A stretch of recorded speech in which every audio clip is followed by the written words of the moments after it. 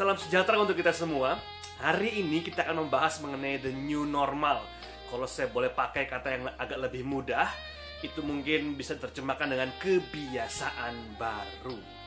Nah, pertanyaannya adalah untuk gereja, katakan demikian, kira-kira kebiasaan baru semacam apa yang akan kita hidupi sebagai sebuah persekutuan nanti pasca pandemi COVID-19 ini sudah selesai? Kira-kira akan seperti apa gereja kita? Apakah PA akan seperti biasa? Jangan-jangan PA-nya semuanya pakai masker, duduknya jauh-jauh dan sebagainya. Akan seperti apakah gereja kita pasca COVID-19? Dalam sebuah dunia yang memiliki kebiasaan yang baru itu. Nah, tidak jarang sebuah perubahan menuju kebaruan itu tidak menyenangkan atau bahkan menakutkan. Kita sering mendengar cerita tentang menjadi dinosaurus. Ada di belakang saya.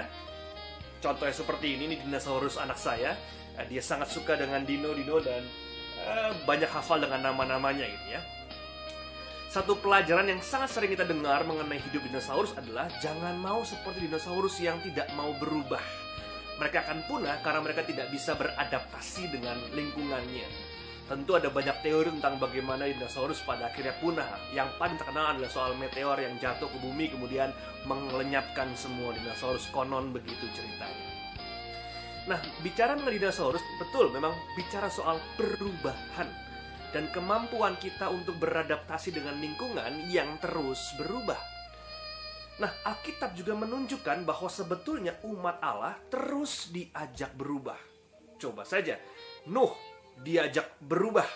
Bahkan dia menjadi agen perubahan sendiri. Bahwa Allah akan memperbaiki dunia. Kemudian banyak yang dilenyapkan, namun pasti dan selalu akan ada kehidupan yang baru berlanjut dari sana.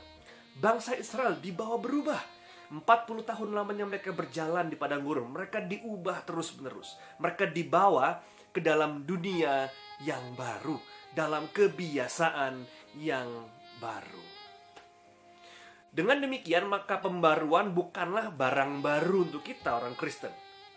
Bagi kita sejak dari sekolah minggu kita terus diceritakan mengenai kebaruan yang Tuhan ajarkan dan Tuhan bentuk dalam kehidupan kita.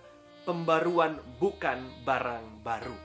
Namun kadang-kadang kita sudah terlanjur nyaman dengan kondisi kita. Terlanjur nyaman dengan apa yang kita nikmati saat dari kita mengatakan bahwa inilah yang benar, inilah yang pasti benar, dan tidak ada yang lain yang cocok dengan itu. Coba saja dalam sebuah gereja, saya nggak tahu gereja Pamulang gitu ya, nanti silakan Bapak Ibu yang bisa berkomentar. Dalam sebuah gereja ketika ada perubahan sedikit saja dikatakan, kok gitu ya, dulu kayaknya nggak gitu deh. Kok gitu ya? Kayaknya dari dulu harusnya seperti ini deh. Kenapa tiba-tiba berubah?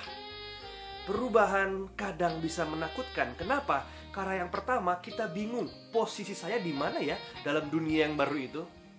Posisi saya di mana ya ketika perubahan itu terjadi? Saya harus bikin apa? Itu berarti harus ada kehidupan dan usaha baru untuk menghidupi yang baru tadi. Ketakutan yang kedua adalah seringkali apakah posisi itu tersedia untuk saya atau enggak? Atau jangan-jangan saya tersisih. Wah, ini dia nih. Tersisih menjadi satu kalimat kata yang sangat menakutkan. Kalau dulu saya berada dalam sebuah posisi yang menyenangkan, kini saya enggak lagi dalam posisi yang menyenangkan. Jangan-jangan saya enggak dipakai lagi nih dalam dunia yang baru ini. Dan ketakutan yang ketiga adalah bahwa dunia yang baru, kebiasaan yang baru selalu membuka peluang-peluang baru. Dan ini bisa menakutkan karena peluang yang baru berarti kehidupan kita pasti harus menyesuaikannya. Itu bisa menakutkan karena peluang yang baru itu menunjukkan bahwa ada ketidakpastian akan masa depan, dan itu bisa sangat menakutkan. Nah, hari ini saya mencoba membaca Paulus dalam kitab Filipi 4. Dia katakan demikian, ayat yang ke-6 dan yang ke-7.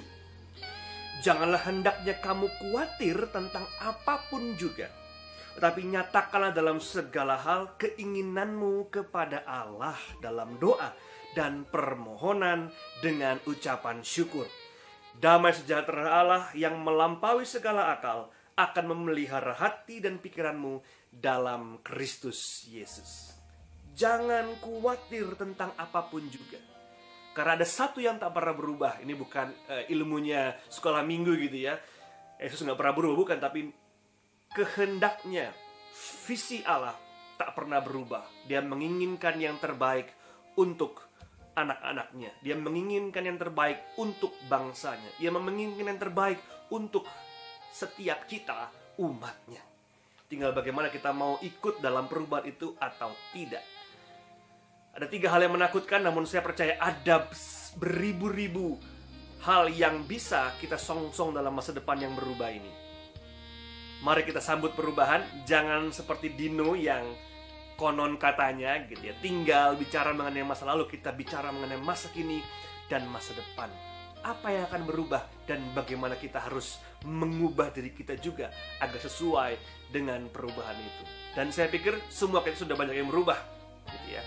Namun seperti apakah perubahan gereja kita ke depannya? Mari kita refleksikan. Silahkan jawab di kolom bawah atau di komentar di WA group. Silahkan kita akan diskusi bersama perubahan yang terjadi dalam kebiasaan yang baru nanti. Silahkan berdoa secara pribadi. Nanti akan tutup dalam sebuah doa bersama-sama. Silahkan.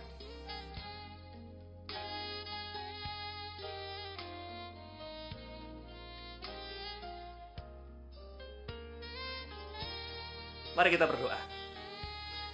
Ya Tuhan, kami mencoba untuk tidak khawatir dengan situasi kehidupan kami, dengan apa yang akan kami songsong ke depan nanti. Namun toh sebagai manusia kami punya perasaan ketidakamanan itu. Berikanlah kami kekuatan-Mu ya Tuhan. Berikanlah kami langkah-langkah yang pasti dalam kehidupan ini. Yaitu ketika kami bersama-sama dengan Engkau, kami percaya kebaikan-Mu sajalah yang akan kami kecap dan kami rasakan.